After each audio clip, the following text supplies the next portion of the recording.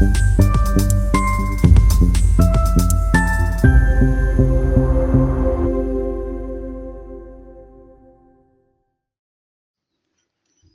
स्थानीय अंबेडकर भवन में आज सुबह 11 बजे राष्ट्रीय विधि सेवा प्राधिकरण नई दिल्ली नागपुर गोंदिया द्वारा भव्य सभी विभाग के लोगों में जन जागृति हेतु अनेक स्टॉल लगाकर उन्हें अपने पैरों पर खड़े होने हेतु अनेक योजनाएं बताई गईं, जिसमें अतिथियों ने अनेक संस्थाओं के उत्कृष्ट कार्य करने वालों को चेक प्रदान किए। इस प्रकार अपंग इन्हें रिक्शा भी प्रदान किया। समझ में अतिथि न्यायमूर्ति और एसडब्ल्यू चंदवानी नागपुर खंडपीठ जिला विधि सचिव नरेश वाड़के प्रमुखता से उपस्थित होकर समारोह की अध्यक्षता गोंदिया जिले के न्यायाधीश आर.एन. जोशी ने की। इस अवसर पर जिला पुलिस अधीक्षक गौरव भामरे, मुख्य कार्यकारी पालन अधिकारी मुदनागम, जिला वकील संघ के अध्यक्ष टीबी कटरे आदि प्रमुखता से उपस्थित थे। अतिथियों ने शासन की अनेक जन कल्याण योजना गरीबों तक लाभ मिलने हेतु शासन तत्पर रहकर जिन्हें न्याय नहीं दिया जाएगा, अनेक संस्थाओं को धनादेश अपंग रिक्शा प्रदान भी दिया। अनेक योजनाओं गरीबों तक पहुंचाने हेतु विस्तृत से बताया गया। सभी अतिथियों का सत्कार भी किया। सतीश पारधी की रिपोर्ट।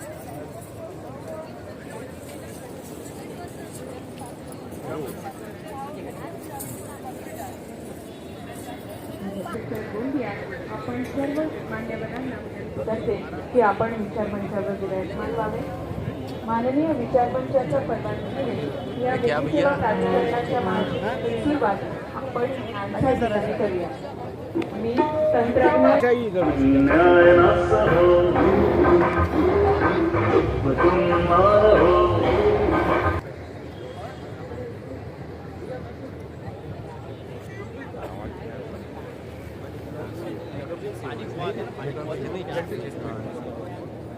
सबके लिए उल्लास न्याय का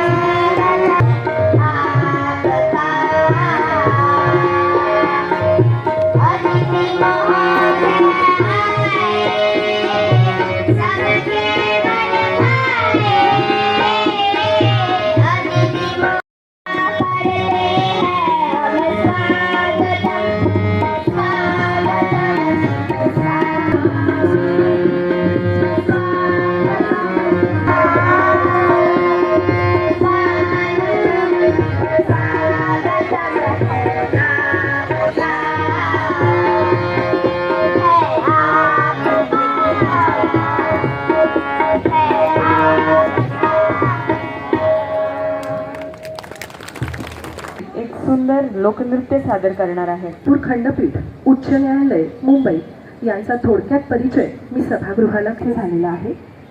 माननीय न्यायमूर्तींचे शालेय शिक्षण हडस हायस्कूलमध्ये पूर्ण झाले असून त्यांनी नागपूरच्या बीएनसी कॉलेजमध्ये वाणिज्य पदवीचे शिक्षण पूर्ण केले।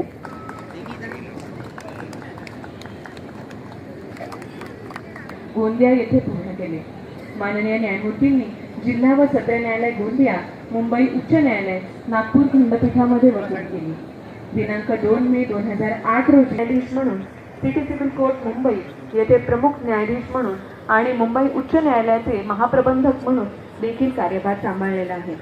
दिनांक 7 ऑक्टोबर 2000 देखिए सामने वेट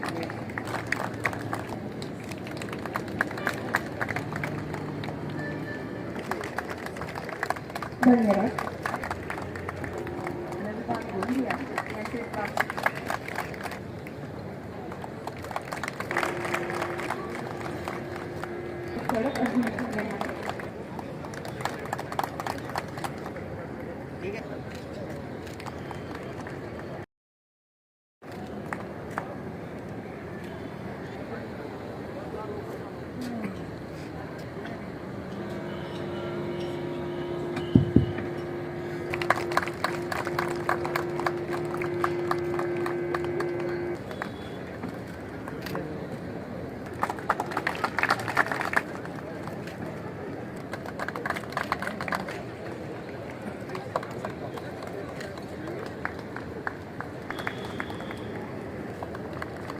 देखिए इधर देखिए, देखिए इधर देखिए।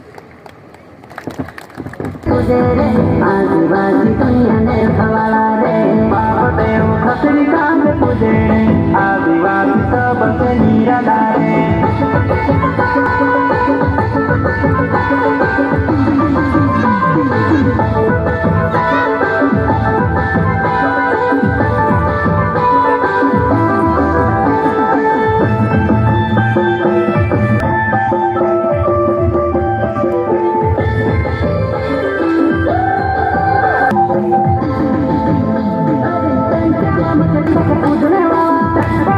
पूजने वाला बिरसा मुंडा के पूजने वाला आदिवासी हमरे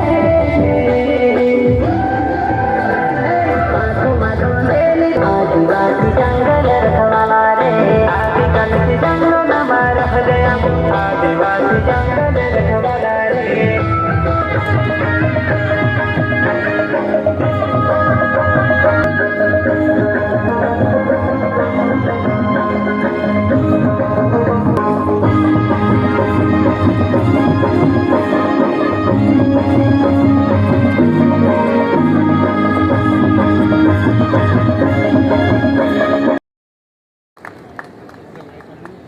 धन्यवाद.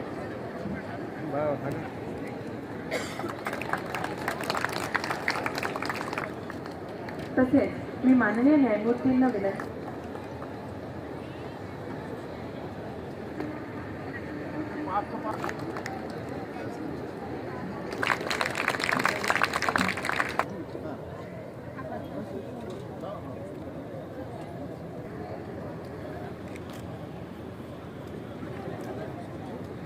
करण्यात येणार आहे. त्याकरिता मी माननीय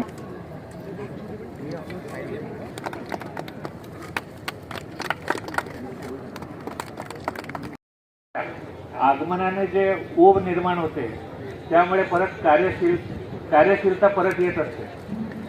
तसं आता जे झालेलं प्रकरण आहे आपल्याकडे शासन जे काही नियोजन करत असते ते आपल्यापर्यंत पोहोचत नाही. पोहोचणं म्हणजे आपल्याकडे 3 वेगळे उदाहरण देतो. पहिला एक उदाहरण असं आहे की माननीय उच्च न्यायालयाने एक मेडिकल स्कीम जे आपले ट्रस्ट असतात, न्यास असतात, त्यांच्यामार्फत 100 जर बेड असतील तर 20% बेड जे आहेत अत्यंत गोरगरीब जनतेसाठी ठेवलेले आलेले आहेत. त्याच्यात जर 1,60,000 पेक्षा कौटुंबिक इन्कम किंवा कौटुंबिक आय असेल तर जे हॉस्पिटल असो किंवा जसलोक असो किंवा बॉम्बे हॉस्पिटल असो किंवा ब्रिज कँडी असो तिथं विनाशुल्क 1 रुपये न लावता त्याचा पूर्ण इलाज मोफत होत असतो. नाही त्याची माहिती नाही. तसेकडे थोडंसं जर वळून पाहिलं तर आपल्या लक्षात येईल की जेव्हा केव्हा काळा ढग असेल त्याला सोनेरी किनार जर असेल तर ते सामाजिक उपयोगितेचं काही काम असेल त्याच्यातनं ते बाहेर निघताना आपल्याला जे सोनेरी किरणं दिसू शकतात. फक्त त्याच्याकडे लक्ष देऊन पाहण्याची गरज आहे. त्याने ओळखीचे आहेत त्यांना इथल्या जे कोणती स्कीम आपल्याला माहिती पडेल त्याचा माहिती आपण सर्वांना द्यावी जेणेकरून जे कोणी लाभार्थी असेल तिथपर्यंत या योजना पोहोचतील आणि लाभ कसा घ्यावा आणि त्याच्या योजना कशा कार्यान्वित होतील. प्राधिकरण नवी दिल्ली तथा महाराष्ट्र राज्य उच्च न्यायालय मुंबई यांच्या निर्देशानुसार जिल्हा विधी सेवा प्राधिकरण यांच्यातर्फे आणि शासकीय यंत्रणा यांच्या संयुक्त विद्यमाने आजच्या हा महाशिबिर महामेळावा आयोजित केलेला आहे. प्रदर्शन होत आहे. वस्तूंचे वाटप सुद्धा होणार आहे. साहेब आज या पटांगणात दाखल झालेले आहेत. उद्घाटन म्हणून स्वागत करतो. त्याचिका केला जनमंचद्वारे आणि ते जमिनीशी जुळलेले आहेत.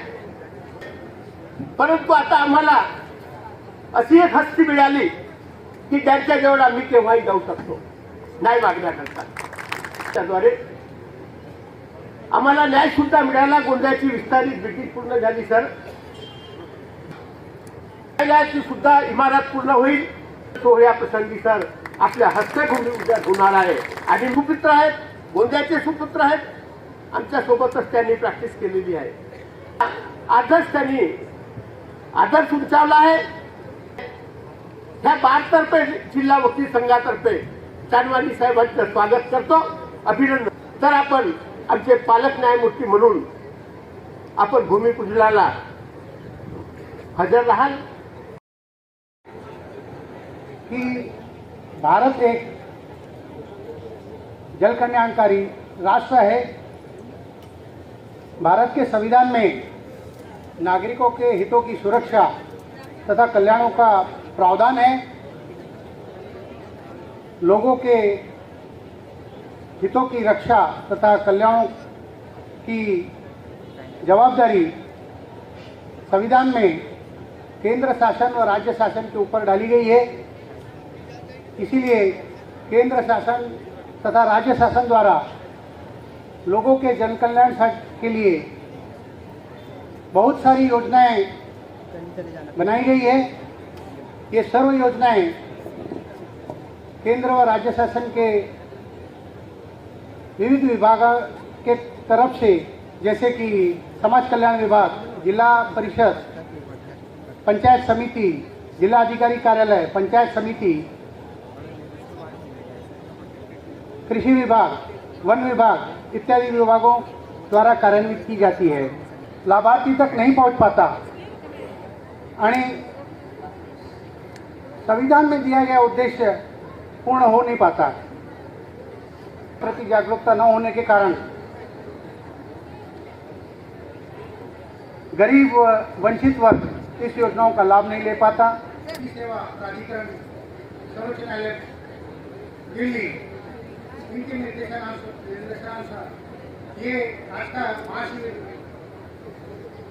आणि सहायता मेळावा आयोजित किया गया है कि श्रमिक, कृषि मजदूरों, दिव्यांग व्यक्तियों, महिलाओं, युवाओं, वरिष्ठ नागरिकों, बेघर और पिछड़े वर्गों के लिए कल्याणकारी योजनाओं से जोड़ना, उनकी समस्याओं का समाधान करना, उन्हें कानूनी अधिकारों के बारे में विविध जानकारी देना.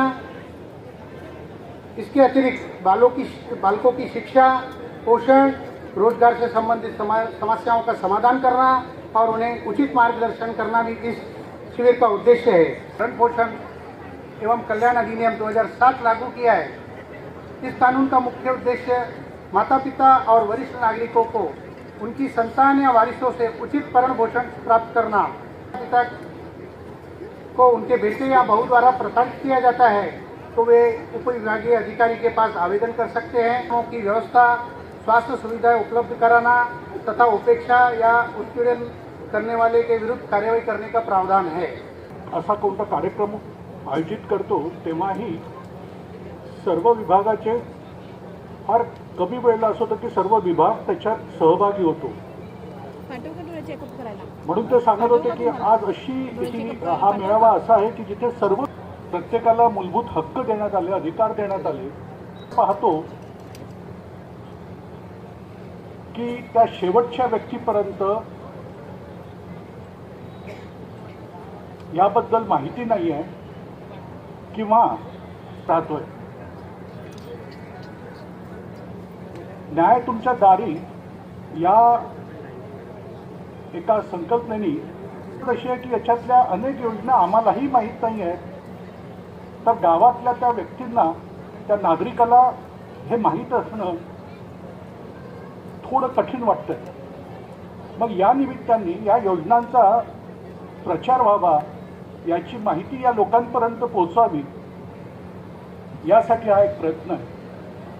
आणि पहिल्यांदा असं घडतं आहे अशा मेळाव्यांच्या माध्यमातून की आम्ही न्यायिक अधिकारी चार भिंतीच्या बाहेर निघून लोकांपर्यंत पोहोचून लोकांच्या समस्या जाणून घेण्याचा प्रयत्न करतोय आणि सोबतच तो सोडवण्याचाही प्रयत्न करतोय. अंतर कमी करणे आहे, त्यांच्या समस्या जाणून घेणं आहे. मी जेव्हा हायकोर्ट बार असोसिएशनचा अध्यक्ष होतो, न्यायदूत योजनेच्या माध्यमातून महिन्यातनं एकदा आम्ही एका तालुक्यात 10 गावांपर्यंत पोहोचायचो. ती 10 गावं आम्ही अशी निवडायचो की त्याच्या आसपासची 4-5 गावं पण तिथे लोक येऊ शकले पाहिजे.